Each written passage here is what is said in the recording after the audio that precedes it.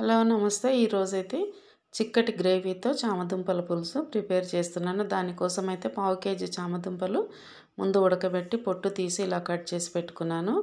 ఒక పెద్ద సైజు ఉల్లిపాయ చిన్న ముక్కలుగా కట్ చేసి పెట్టుకోవాలి. అలాగే 2 పెద్ద సైజు టమాటాలు కూడా కట్ చేసి పెట్టుకోవాలి. ఒక చిన్న నిమ్మకాయ సైజు అంత చింతపండు అందులో సగం ఇలా నానబెట్టి ఉంచుకోవాలి. ఇప్పుడు కర్రీ అయితే ప్రిపరేషన్ చూద్దాము.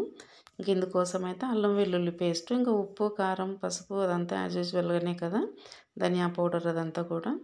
ఇప్పుడు స్టవ్ ఆన్ చేసి స్టవ్ మీద బాండి పెట్టేసుకొని ఒక 2 టేబుల్ స్పూన్ల వరకు ఆయిల్ వేసుకుందాం. ఆయిల్ హీట్ ఎక్కగానే ఇందులోకి ఒక పావు టీ స్పూన్ వరకు మెంతులు వేసుకుందాం. మెంతులు కొంచెం చిటపట్లాడగానే కట్ చేసి పెట్టుకున్న ఉల్లిపాయ ముక్కలు కూడా ఇందులో వేసుకొని వేయించుకోవాలి.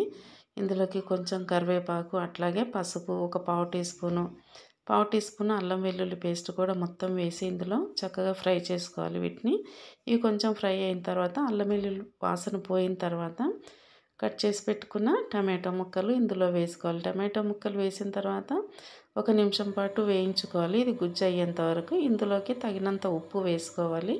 1 టీ స్పూన్ వరకే కారం అయితే వేస్తున్నాను. ఇవన్నీ వేసిన తర్వాత టమాటో బాగా గుజ్జుగా అవుతుంది కదా, అప్పుడు జామదుంపలు ఉంటాయి కదా అవి ఇందులో వేసుకోవాలి. మామూలుగా పొట్టు తీసైతే కట్ చేసి వేసుకోవచ్చు. ఒక్కోసారి చేతికి దురద అనేది వస్తుంది కాబట్టి ఇలా ఉడికించి వేసుకుంటే కనుక బాగుంటుంది, తొందరగా ఉడుకుతాయి, టేస్ట్ కూడా బాగుంటుంది అన్నమాట.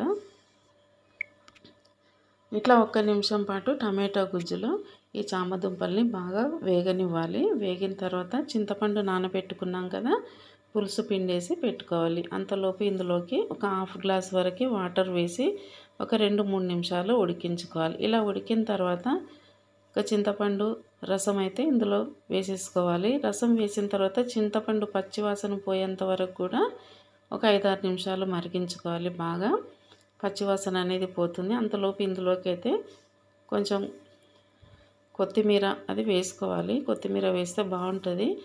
తర్వాత ఇందులోకి ధనియా పౌడరు, అందులోనే నేను జీలకర్ర కొంచెం గరం మసాలా కూడా వేసి ఫ్రై చేసి గ్రైండ్ చేస్తాను అనమాట. ఆ పొడి కూడా ఇందులో వేసుకోవాలి. 1 టేబుల్ స్పూన్ వరకు వేసుకుంటే సరిపోతుంది.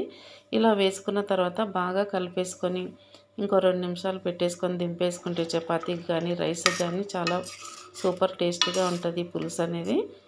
నచ్చిందా? నచ్చితే ఒక లైక్ ఇవ్వండి. ఓకేనా? Thank you.